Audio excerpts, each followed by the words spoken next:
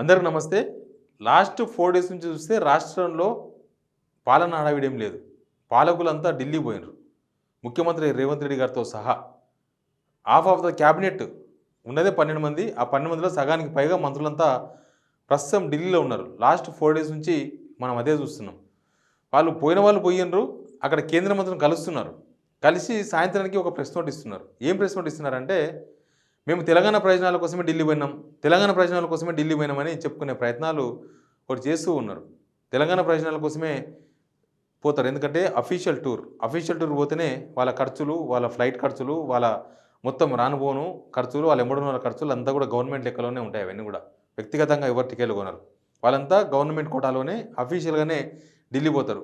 అక్కడ పోయి పార్టీ పెద్దలను కలుస్తారు, పార్టీ పెద్దలతో మాట్లాడుకుంటారు, పార్టీ వ్యవహారాల గురించి మాట్లాడుకుంటారు. అసలు రాష్ట్రంలో ఏం జరుగుతుంది, రాష్ట్రంలో ఏం సమస్యలు ఉన్నవి, ఇక్కడ అడ్రస్ చేసే వాళ్ళు ఎవరున్నారు.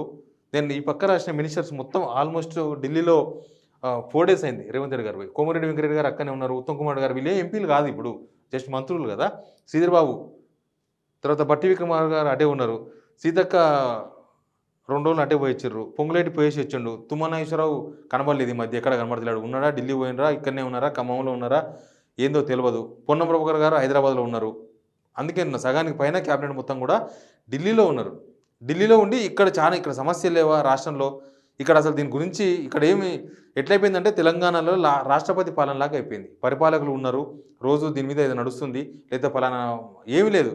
ఉన్నప్పుడు హడావిడి ఉంటుంది, లేని రోజు ఎవరు కనబడతలేరు. ఆ ఉన్న రోజు మాత్రం హడావిడిగా సెక్రటరీలో కనిపిస్తున్నారు.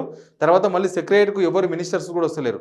ఈవెన్ రేవంత్ రెడ్డి గారు హైదరాబాద్లో ఉన్నప్పుడు ఇంటికి కూడా ఎవరు మినిస్టర్స్ పోతలేరు. అందుకే అంటున్నా, రాష్ట్రపతి పాలన ఉందా, నిజంగానే పరిపాలన నడుస్తుందా, గవర్నమెంట్ ఉందా అనేది ఎందుకో అప్పుడప్పుడు డౌట్ వచ్చే విధంగా వ్యవహరిస్తున్నారు. నేను ఈ సమస్యలు ఏం కనబడతలేవు వీళ్ళకు.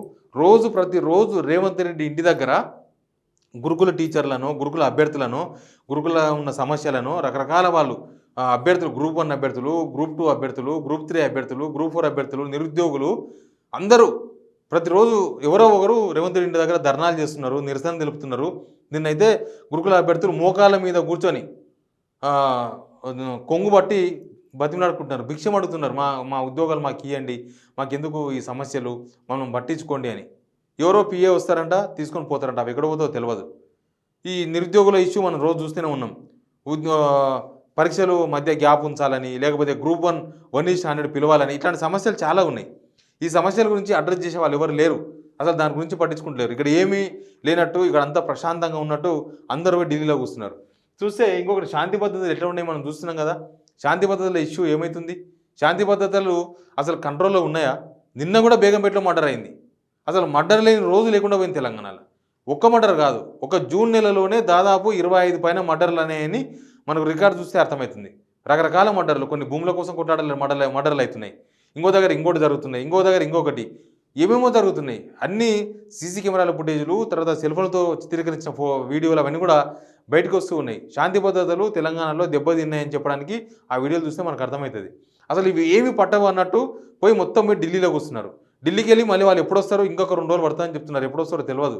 అంటే ఒక పరిపాలన ఉన్న వాళ్ళు, పరిపాలించాల్సిన వాళ్ళు సగానికి సగం పైన మంది క్యాబినెట్, సీఎం అందరూ పోయి ఢిల్లీలో కూర్చుంటే తెలంగాణలో ఏం కావాలి?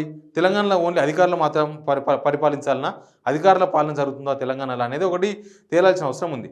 ఇంకోటి ఏంటంటే, వీళ్ళ ఫస్ట్ నుంచి కూడా కాంగ్రెస్ వాళ్ళపైన ఫస్ట్ నుంచి వాళ్ళ మీద ఒక విమర్శ ఉంది.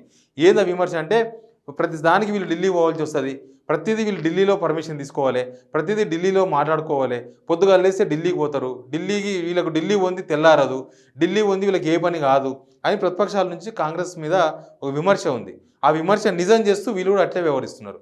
రేవంత్ రెడ్డి గారు ఇప్పటి వరకు 6 నెలల్లో, నిన్న ఎవరో బీజేపీ వాళ్ళు చెప్తున్నారు 11 సార్లు ఢిల్లీ పోయినరు అని చెప్తున్నారు.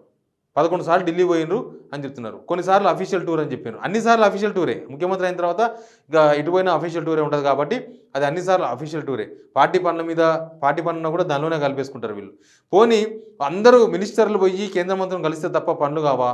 కేంద్ర మంత్రులను కలవాలంటే అందరూ కట్టకట్టుకొని ఒకేసారి పోవాలన్నా, తెలంగాణ ప్రయోజనాల కోసం పోయి కలిస్తే తప్పేది, ఇట్లాంటి వాదన కూడా ఉంది.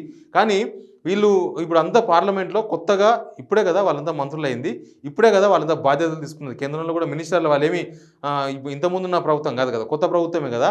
వీళ్ళంటే కనీసం 6 months అయింది మినిస్టర్లు అయ్యి. వాళ్ళందరూ కూడా ఇప్పుడే ప్రమాణ స్వీకారాలు చేసి ఇప్పుడే వాళ్ళు బాధ్యతలు తీసుకునే పనిలో ఉన్నారు. అక్కడ కూడా వీళ్ళు పోయి వినతి పత్రాలు ఇస్తున్నారంటే ఇంక దాన్ని ఏమనాలి? దాన్ని అంటే బయటికి కనిపించాలని ఏదో చేస్తున్నామని చెప్పుకునే ప్రయత్నంలో భాగంగా ఉరికిపోయి అందరిని గుంపులుగా పోయి కలిసే ప్రయత్నాలు చేస్తున్నారా? లేకపోతే ఇక్కడ నుంచి ఒక స్టడీ ఏమైనా చేసిండ్రా? కేంద్ర మంత్రులను కలవాలనుకున్నప్పుడు రాష్ట్రానికి ఏమేమి అవసరం ఉంటుంది, ఎట్లా ఉంటుందని ఇక్కడ ఒక కసరత్తు జరగాలి. రాష్ట్రంలో ముందు ఒక కసరత్తు, అధికారులతో కసరత్తు జరగాలి. అధికారులతో పలానా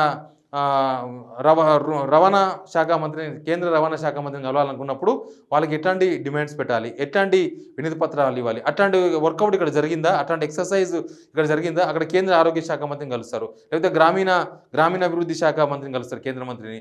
వాళ్ళు జస్ట్ బాధ్యతలు తీసుకున్నారు, ఇంకా వాళ్ళు కూడా ఆ స్టడీ చేసినారో లేదో వాళ్ళ శాఖల మీద వీళ్ళు పోయి వినతి పత్రాలు ఇచ్చేస్తున్నారు. అంటే ఇచ్చినామని చెప్పుకోనికేనా?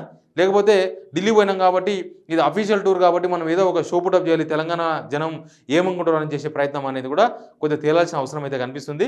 బట్ వీళ్ళు కేర్ ఆఫ్ ఢిల్లీ కాదు, తెలంగాణ పాలనను తెలంగాణ ప్రజలు అనుకుంటున్నట్లుగా తెలంగాణ నుంచి లోకల్ నుంచి అది కనిపించాలి. కానీ అందరూ విమర్శలు చేస్తున్నట్లుగా లేదు, మేము ఎక్కడ ఏదైనా ఢిల్లీలో నిర్ణయించుకుంటాం, ఏదైనా ఢిల్లీలోనే చూసుకుంటాం అని పోయినప్పుడల్లా వారం రోజులు అటే ఢిల్లీలో ఉంటే ఆ పాలనకు అర్థమైందో కూడా తెలియదు.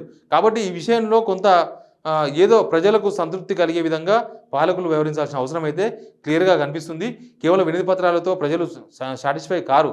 ఎందుకంటే ఈ వినతి పత్రాలు ఇంకొకసారి ఇస్తారో అక్కడి నుంచి పనులు కూడా కావాలి. కాబట్టి ఈ వినతి పత్రాలతో కాదు, మొత్తం క్యాబినెట్ అంతా కూడా ఢిల్లీలో ఉండడం ఏందనే చర్చ ఒకటి తెలంగాణ ప్రజల్లో ఒకటి నడుస్తుంది. ఏమవుతుంది అసలు? వీళ్ళని గెలిపిస్తే వీళ్ళు ఏం చేస్తున్నారు? అసలు నిరుద్యోగులు చూసినరా? పోయి కేటీఆర్ని కలిసిండ్రు, మాకు సపోర్ట్ చేయండి అని. బీజేపీ ఆఫీస్కి పోయి బీజేపీలో అక్కడ ఉన్న లీడర్లను కలుస్తున్నారు, మాకు మద్దతు ఇవ్వండి, మాకు సపోర్ట్గా నిలబడండి. అట్లాంటి సిచ్యువేషన్ రాష్ట్రంలో ఉన్నప్పుడు పాలకులు ఢిల్లీకి పోయి ఇక్కడ పాలన గాలికి వదిలిసిన, లేకపోతే నిజంగానే వీళ్ళు ఢిల్లీకి పోకపోతే వీళ్ళు తెల్లారదు అనుకోవాలనేది మాత్రం తేలాల్సిన అవసరం ఉంది. Please subscribe signal TV.